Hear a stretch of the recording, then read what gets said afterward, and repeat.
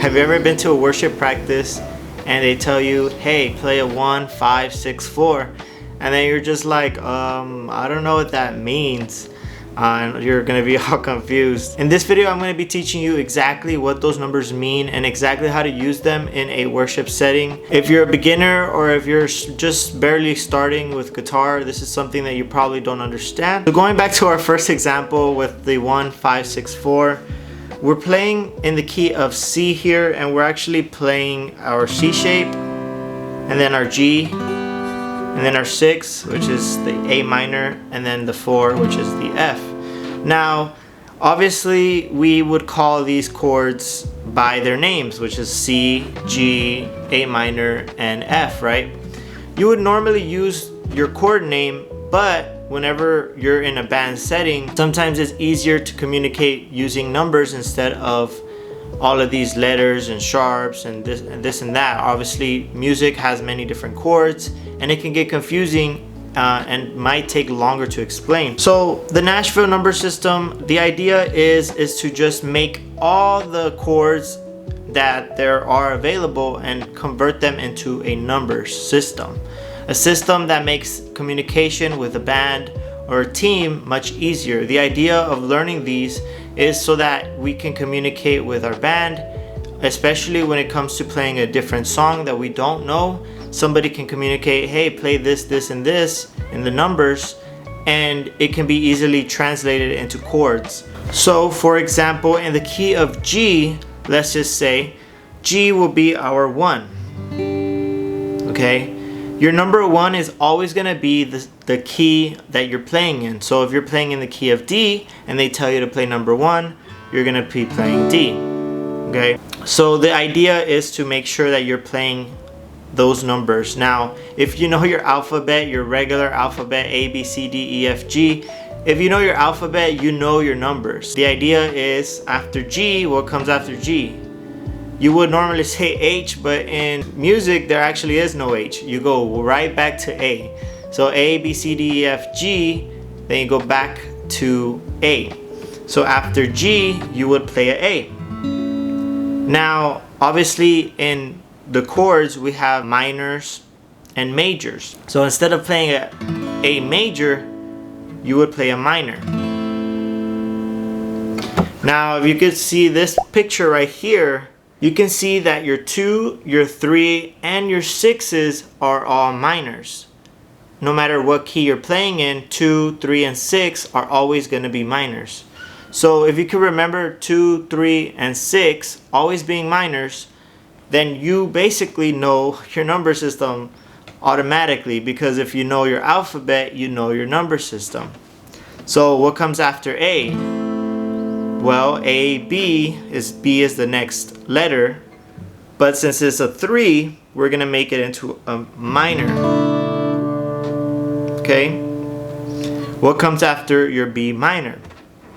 Well, A, B, C, which is your 4, but as we know, 4s are gonna be major. So you're gonna be playing A, B, C major, right? So we continue on. As you can see right here, what's going to come after your 4?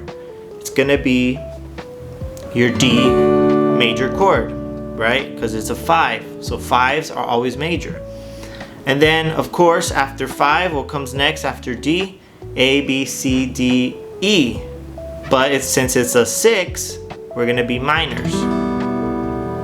So if we're playing the same progression we started in the key of C, but we play that same progression in the key of G, what would that be, right? So it's 1, 5, 6, 4. 1 is always going to be the root key, which is we're playing in the key of G. So the number 1 will be a G, right? After your G, you go G, A, B, C, D. So it would be a D major. And then if we go to our next progression, right? 1, 5, 6. 6s are always minors. So A, B, C, D, E, right? After D is E. So your 6 will be a E minor because it's a minor chord. And also, as you might notice on the Nashville Number System, there is a section where it says 7. Now, most of the time, we probably wouldn't play 7s for most music, especially during like with worship. Now, it is played, but it is more, how would I say? It's a bit more challenging, those chords, those 7 chords. So what I would recommend for you, especially beginners that are just starting, for your 7, if anybody tells you to play a 7, you could just play a 5. It works just as well as a 7, and it's not much of a difference in terms of sound.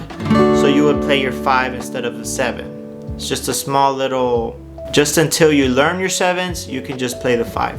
So let's say we're in the key of D now. Let's say we're trying to learn that same progression, but in the key of D. Well, as we know, our number 1 is always going to be our root number, which is key of D will be just D, right?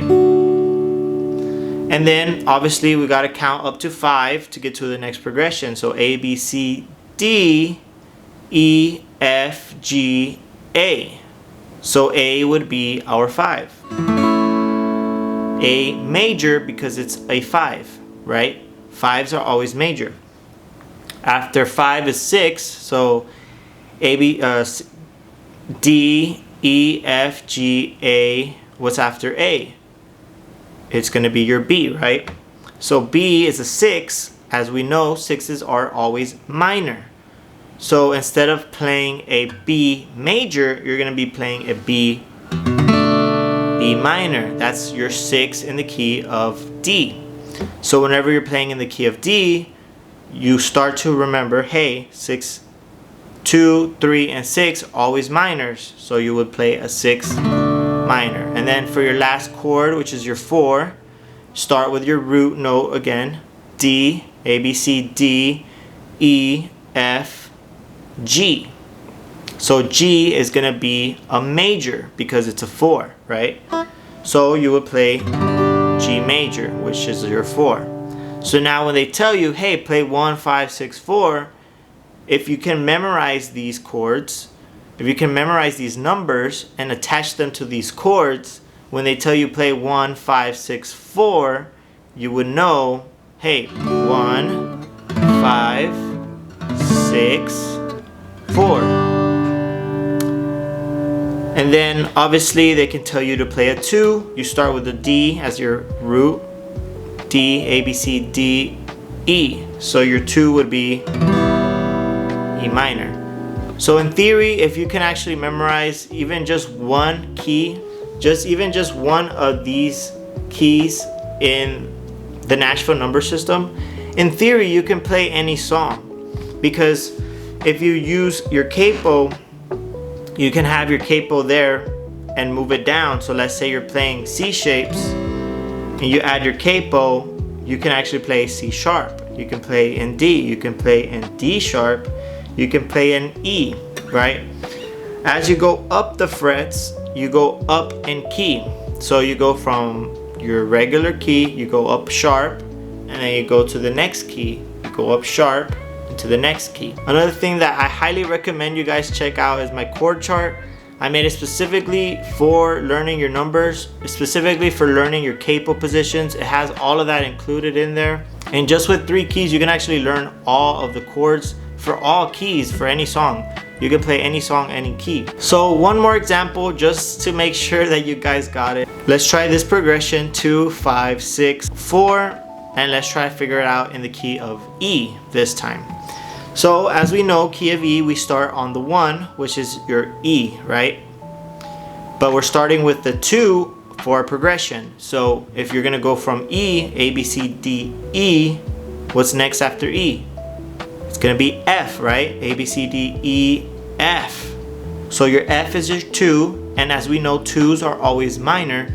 So instead of playing an F major, we're gonna be playing an F sharp minor, right? So you play your F sharp minor, as you can see on the Nashville Number System. F sharp minor is your 2. So after your 2, we'll go to our 5. And as we know, 5s are major. So let's go from the root, E, F, G, A, B, right? So 5 is going to be a B major. So we will play our B major. After our 5 is our 6. So what comes after B? It would be a C, right? A C sharp minor, as we could see in the number system. C sharp minor. So you would push that up 2 frets and get to your C sharp minor, which is your 6. After your 6, what comes next is your 4, right? So for your 4, we count from E again, A, B, C, D, E, F, G, A. But 4s are always major, so you will be playing an A major. So altogether it should sound like this. 2, 5,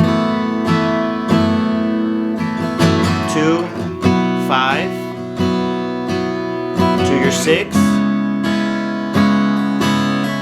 to your 4. And obviously all these songs, they have different progressions, so it can get easily confusing if you don't know your number system. Highly recommend learning your number system. At least memorize 1 or 2. And with the capo, I would recommend you learning the key of C and the key of G. Those are the 2 most easiest ones to play. And with the capo, you can actually play in any key. If you're playing C and you need to move up to D, you move up the capo. Again, like I said, chord chart that I literally designed exactly for this. You learn your numbers for C, you learn your numbers for G, and you learn your numbers for the key of E. And with those 3 keys, you can basically learn anything. So there are some things that I do want to explain though, is that you have your key and then you also have your shapes. So when I say shapes, like chord shapes, you're playing different chord shapes. So in the key of G, you're playing G-shaped chords. You're playing chords specifically shaped for the key of G. In my chord chart, I show the exact chords that revolve around the key of G. So those are your G shapes, right? And then in the key of E, you have totally different E shapes, right? But you can actually move these shapes up the frets to get to higher keys. So if you want to go play in the key of F, you would move it up capo on the 1. You want to play an F sharp, you will move it up another 1. Key of F sharp. You use those same shapes but with the capo added, and it adjusts the key up to that. Once you memorize those few keys, you can actually be able to play and do way more than you were previously. For example, a good use case for this is, let's say you're in a worship band, in a worship team, and then the singer just completely starts singing some song you don't know. They start singing a song that you don't know, but maybe the piano player knows how to play it. And the piano player, hey, he knows his numbers and he's trying to communicate, hey, play a 1. But you're so lost, you don't know what a 1 is. You might want to learn your numbers, right? He can tell you exactly what to play, 1, 3, 6, 5. If you can memorize, sit down, memorize just one of these Nashville number lines, maybe key of C or key of G, and then study up on where the capo positions are. Or if you don't know where the capo position is supposed to be, go ahead and get the chord chart. You can start studying and start learning where that's at, right? It's very useful. You can also print it out. One thing I will say I would not recommend you guys do is try to learn the whole thing. Unless you're playing piano, I would say piano players, they have it rough because they have to literally transpose everything.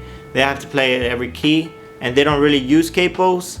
They do have a transpose thingy, but you know, they don't really use capo, so unfortunately for them, they have to learn the whole thing.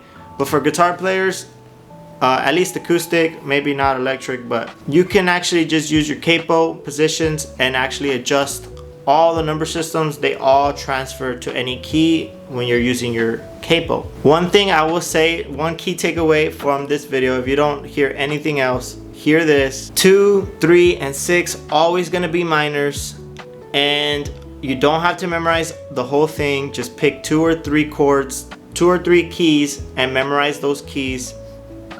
And then once you memorize those keys, it's gonna go a long way for your journey as a worship guitar player. It really does help out, especially when there's spontaneous moments, when there's moments where we have to be quick on our feet. We got to be quick and know what we're doing. Learning your number system is very crucial for you to know this, for you to learn. You don't have to learn the whole thing. Just start with 1 or 2 and slowly start learning and start memorizing your numbers for each key. Like I said, highly recommend key of C, key of G, and key of E. Those are my recommendations for you guys. I really do hope that you learned something from this video. If you guys don't mind, go ahead and leave a like and subscribe. It really does mean a lot. We just reached to 1,000 subscribers. Praise God. Literally, God has been moving, and I'm so grateful to be able to teach you guys. And let me know what else y'all want to see on the comments down below. I thank you guys, and I'll see y'all on the next one. Peace out.